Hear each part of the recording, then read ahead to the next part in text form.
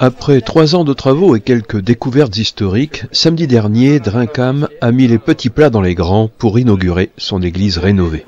Nous avons commencé par rénover les soubassements de l'église qui donnaient des signes évidents de décrépitude.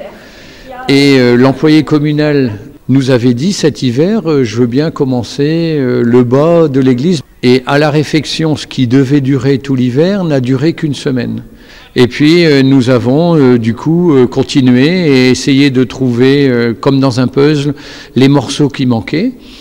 On a trouvé le financement de la peinture, on a trouvé de quoi rejointoyer les murs qui montraient qu'il y avait des fissures partout, ce qui ne se voit plus aujourd'hui.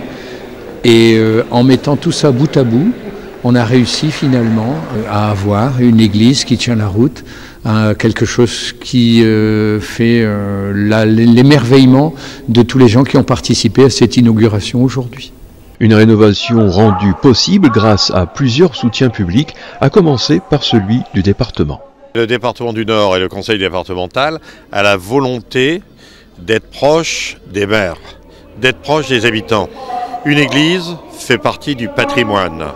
Et donc, le département est là. Nous avons une politique forte, proche des communes, pour permettre aux communes de se développer dans l'intérêt des habitants, parce que c'est les communes qui font le Nord. D'autres collectivités ont aussi répondu présent, parmi elles le CIVOM des Rives de la Ha et de la Colme.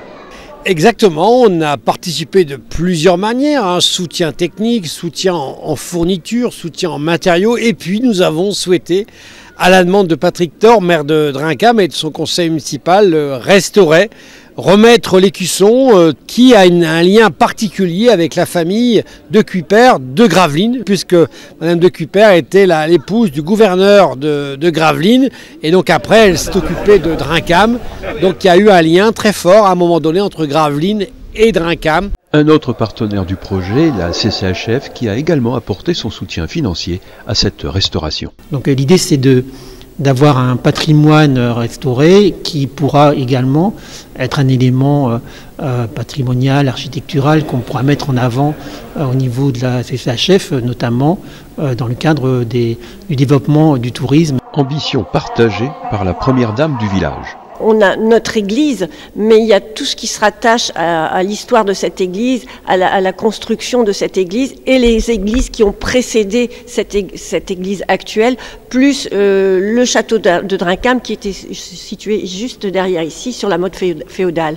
Et en fait, comme j'ai découvert un peu ici du mobilier qui est classé au patrimoine des monuments historiques, je me suis dit, il y a quand même des choses à dire, des choses à expliquer sur l'histoire et comment s'est construit Drincam. À Drincam, la restauration de l'église n'est qu'une étape.